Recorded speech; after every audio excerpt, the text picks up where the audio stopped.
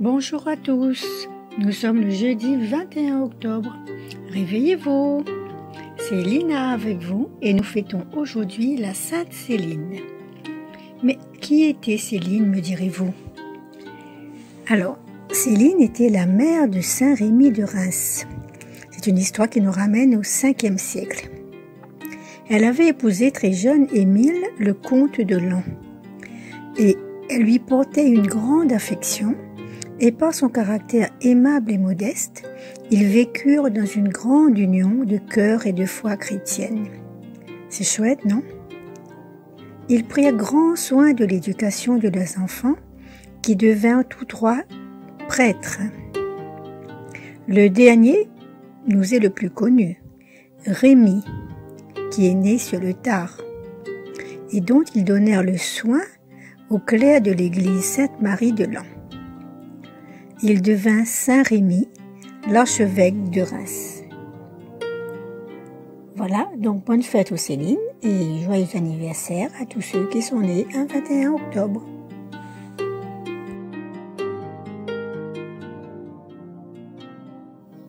Un petit coucou aussi à mon fils Jérémy qui est en métropole et qui fêtera le sien demain. Mais dès à présent, entrons dans le chant et dans la fête avec le chant « Je veux te glorifier, Dieu de tendresse et d'amour ».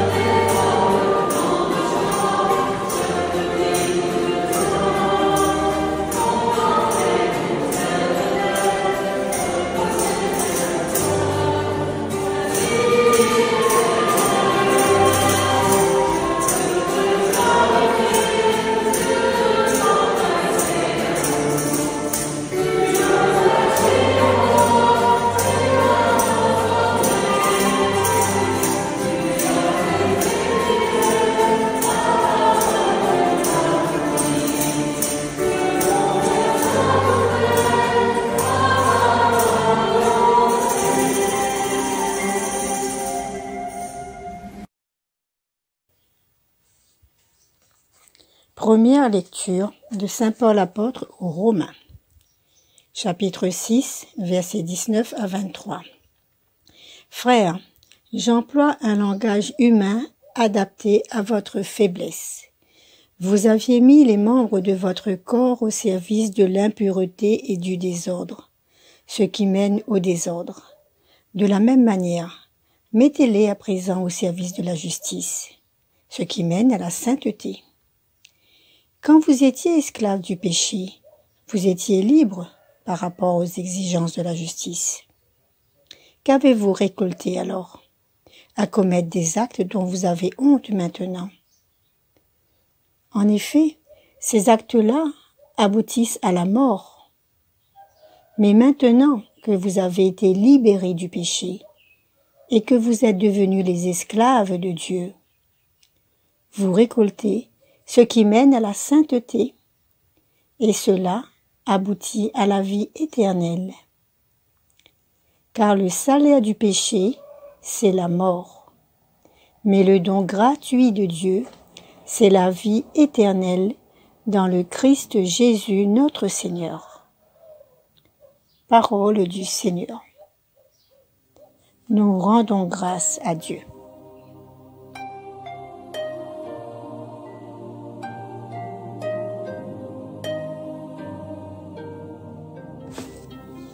Comme nous l'a rappelé récemment Marie-Zam, nous lisons depuis la mi-octobre en première lecture l'apôtre Saint Paul aux Romains qui nous exhorte à suivre le bon chemin, à choisir la justice de Dieu, à choisir le Christ qui est mort sur la croix pour nous, à avoir la même foi qu'Abraham, notre Père, qui a mis toute son espérance en Dieu qui donne la vie aux morts. Dans Romains 5, il est rappelé, là où le péché a abondé, la grâce a surabondé.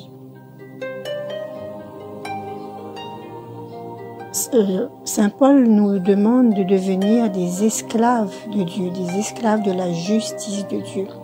Et aujourd'hui en particulier, il nous exhorte d'abandonner le vieux monde, celui rempli de péchés dont nous avons honte. Alors, quels sont ces péchés?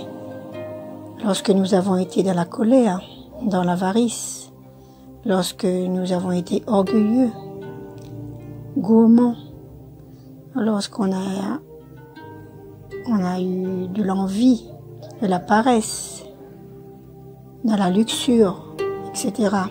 C'est-à-dire les 7 péchés capitaux, mais on pourrait ajouter encore la médisance, la jalousie, etc. Enfin, tout ce qui va à l'encontre de la parole de Dieu.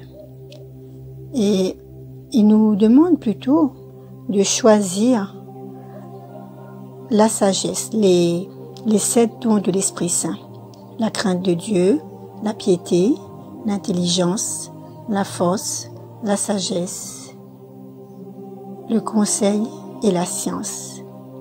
En fait, tout ce qui concerne la vertu, la paix, la joie, le bonheur. Voilà.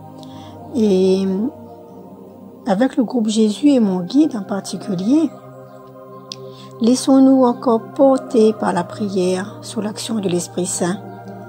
Laissons-nous guider par la vie des saints aussi, surtout celle de la Vierge Marie, de Saint Joseph. Remplissons-nous de Dieu davantage chaque jour. Ainsi nous serons dans la paix et la joie. Et nous pourrons dire, comme Sainte Thérèse d'Avila, dans sa prière du matin, « Seigneur, que je sois si bienveillante et si joyeuse que tous ceux qui m'approchent sentent ta présence. » Le pape François nous demande aussi, à partir de cette semaine, d'être missionnaire, de porter la bonne nouvelle de l'Évangile auprès de ceux qui ne l'entendent plus, qui ne la comprennent plus. Parce que Jésus a dit dans sa parole, « Ils ont des oreilles, mais ils n'entendent pas. Ils ont des yeux, mais ils ne voient pas. » La loi du Seigneur devrait être notre délice, notre trésor de tous les jours. Moi, personnellement, je me réjouis des avancées spirituelles de mes sœurs et frères dans le groupe Jésus et mon guide, qui, inspirés par l'Esprit Saint, se surpassent pour proclamer la parole et nous entraîner dans de superbes louanges. Et vous savez, moi aussi, le Seigneur m'a accordé une grâce très spéciale en me permettant de m'arrêter de travailler un peu plus tôt que la moyenne des gens et ainsi de pouvoir passer plus de temps à méditer sa parole, à chanter son nom très saint et à me recentrer sur le Christ. Ainsi, moi aussi, je peux dire, rien n'est grave, tout est grâce. Je vous propose maintenant d'écouter le psaume 1, « Heureux est l'homme qui met sa foi dans le Seigneur ».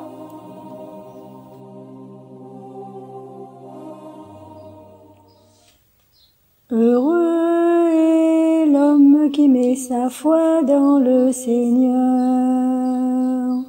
Heureux est l'homme qui n'entre pas au conseil des méchants, qui ne suit pas le chemin des pécheurs, ne siège pas avec ceux qui ricanent, mais se plaît dans la loi du Seigneur et murmure sa loi jour et nuit.